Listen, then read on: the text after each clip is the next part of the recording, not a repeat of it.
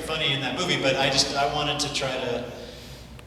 I was interested in trying to capture this weird flow between the 70s and the 80s, and this is also, I mean, I can't say I have a lot of conscious memory of it, but this is my early childhood, and so I thought if I'm making a movie about computers, everybody's going to be expecting there to be a bunch of Casio keyboard music in it and stuff, and I thought I want to get some hippies in there, and it's because it's also, I mean, to me, those two cultures really are weirdly intertwined, like. All of the entire culture of Northern California is those two things matched together, and I think they reverberate together and within our culture. What's that? It's like, but Northern California can. Which fits there. I mean, it's like just even thinking about the Apple headquarters address, one infinite loop. Right, there you go. There it is. So, yeah. Do we have another? Here? Did you always envision it as an ensemble movie, or was there always like one central character that you wanted to follow along? I don't know, as an ensemble, I mean, again, so we really worked from, basically, I had lunch with a filmmaker friend, I don't know, 3 years ago, 3.5 years, 4 years ago, and we were talking about projects, ideas that we had for things that were too crazy, that could never be made because they were too crazy. And I was telling him about this idea, and he pretty much dared me. He said, well, "Write a treatment, man. Give me the treatment." He's from Arkansas, so that's what he sounds like. Show me treatment. So I went and I did. Just kind of. It was right before my son was born, which is part of why I don't remember anything. And I wrote this 8-page treatment, which is basically what we ended up shooting a year later. So what was the question? Ensemble. Yeah. Like some Peter gets most of the screen time, right? Yeah. Everyone gets like their own story. Yeah, I don't know. I like messing around with structure, and I liked that about this. I like the idea that we had a kind of stealth lead character. I mean, I do think of the Peter character as the lead, certainly the lead amongst a big, important ensemble with a lot of major characters in it. But I like the idea of a kind of lead character who doesn't really even present himself as the lead until. You don't even figure out that he's kind of the focal guy in the movie till the end, really. So that was fun for me, but not necessarily something that I was, like, that wasn't the spark of it. I mean, I just kind of came to that or ended up there as I was throwing the ideas around and trying to figure out how to build it. I was so convinced it was the cat. The cat is the lead. The cat is the lead. The face like. If you ask the cat lady, who lent us her cats. And who else do we have out here? For a hand. Yes. How do you cast your movies? I think there's some non-actors. Non-professional actors. Yeah, I mean, and Gordon was I think, the first person I thought of for this movie, because I was fond of him, and I thought he knows a lot about computers, and so 4 years ago when I was here. Before I'd written the treatment, I was fantasizing about the movie already, and I had ideas about it. But my last movie, Beeswax, was showing in town, and I had this book about computer chess, and we sat, and Alex was here too, and I sat down with Alex and talked to him about it. He wasn't at the screen test, but I had lunch with him, and talked about it, and which is weird because Alex is from like a computer chess family. I didn't know that. It's a bizarre coincidence. It's in the blood. But anyway, so I mean, probably more than it's probably the one part of the movie that I was actually, when I was writing the treatment, I actually had somebody in mind to play it. Like, it's like, well, like the badass professor who everybody's in awe of. That's got to be Gordon. You're too kind. And everybody else I draw from all over the place. It's just a matter of.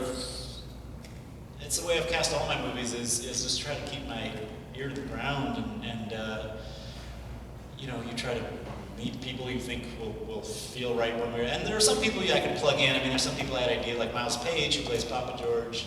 He was in my first movie. He's an old friend. He was a computer science major for a minute in college. Yeah, then he switched, and now he lives in a treehouse. So that was. There are people I can plug in, and Wiley Wiggins, who plays Boysher, is an old friend. I mean, there are people who I thought who I already knew, and then there are people who I had to find, like James Curry, who plays Carberry, the British programmer, that was I was so lucky to find him. He's a real deal programmer. The great thing about James is he was like a child prodigy programmer. So even though he should be too young, he knows early '80s programming cold because he just remembers it from being 6 and doing it in Britain.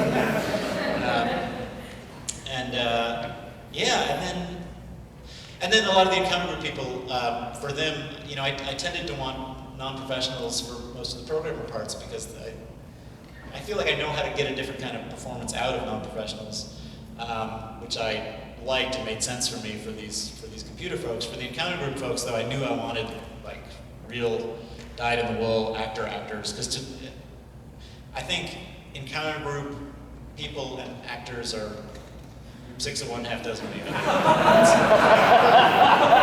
And most of what they're doing in those scenes are like acting class exercises.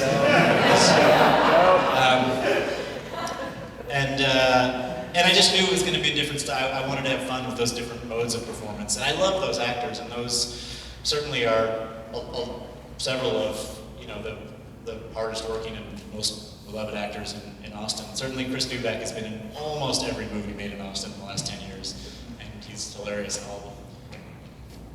What else do we have? Do we have another hand, please? Yes, you again. I was trying to think of any other movies that would have like the video effects, and I was thinking of Michael Honora's Nadia, and Yeah. I did see that his name was one of the first ones in the thank you. Now I know there's a bunch of them. It took me like 6 months to realize I'd misspelled it, though. It's very embarrassing. Don't tell Michael. Yeah, on the radio. Well, you know, Did they shoot Nadia on film? It's the Did he? earlier one. I've never seen. I think Another Girl, Another Planet, the short one. It's about 40 minutes. That's definitely a Pixel Vision film. He did like 2 Pixel Visions. Nadia has a bit where it's all black and white film, but then there's like these extended sequences shot in Fisher Price thing, and it's all Pixel Vision, yeah. You're Yeah. kind of going, why is he doing it? Yeah. But Alvarado also made the documentary on. He made a documentary about William Eggleston, which has some of those Eggleston clips from the '70s, which is where I first discovered that footage. And and he was just friendly to me, and I think helped. I think he wrote a grant thing for me, letter of recommendation. So I like him, and certainly without his work, this probably wouldn't have happened. I probably wouldn't have found the Eggleston stuff. All right, I think we've got two more that are those 2 people in the back who are setting up the distress signal. I think about the kind of David Lynchian, Cronenbergian intrusions into the, so like when I had that idea of all the break from kind of documentary structuring set up early on and having weird kind of distortions in it, you know. I just thought that was really interesting. I wonder what I think about that idea. Yeah, I don't know. It just had to be a weird movie. It was never. I'm shocked at how semi-palatable it ended up. I was trying to make the most obtuse, difficult movie I possibly could, and it's apparently like way more accessible to audiences than my previous movie, which was just about like love and family or something. Like that's way more confusing for people. Yeah, I mean, it was always. I really can't explain. I don't know. I don't know how all these things came together and just like needed to be the way that they were. But this always had to be a head trip. I mean, I think to some extent because like when I was a kid, I was a big science fiction reader, and I was never a stoner, but I felt affinity for the stoners. And I just remember those adolescent questions of like just thinking about something like this and going, well, if you're going to build an artificial intelligence, like what is that, man? Because how can you? Because it's got to be an artificial version of an organic intelligence. Well, what is that? Well, how are you going to figure out what your mind does when the only instrument you can use to measure that is your mind? And this was like adolescence. Is this on the commentary? Yeah, no, well, kind of. But that was the sort of character that you were playing to get my goat during the screen test. Yeah, that's right. And I think that was sort of where that Papa George thing. I mean, that's where that energy ended up. I wanted a contrarian, although Papa George is so different than that. But And some of that ends up in Jim Lewis's character as well, that John, the kind of mysterious guy who questions a lot. But I mean, to me, there was no way to make a movie about this stuff without the kind of big philosophical intrusions. And cinematically, I guess the way that I knew how to do that was to jump off a cliff. Was there someone next to you who had a question? I thought I saw two sets of hands waving back there. No? I have a question. Okay, you please. First of all, bravo influence. But I also wanted to ask the very last scene, what was that a commentary on? And when she removed her hair, was she computer underneath or was it hairpiece? Or was it a what? A hair, was she removing her hair or under her hair was she a computer? I mean, what do you think? What do you want? I can't answer that. I was very confused. I'll tell you what, I thought there was some part of me that thought the two things, if anybody has seen any of my other movies, the two things people are not going to expect to see in one of my movies are nudity and special effects. And I'm going to put them both in the last 5 seconds. That's how it is. And on that note,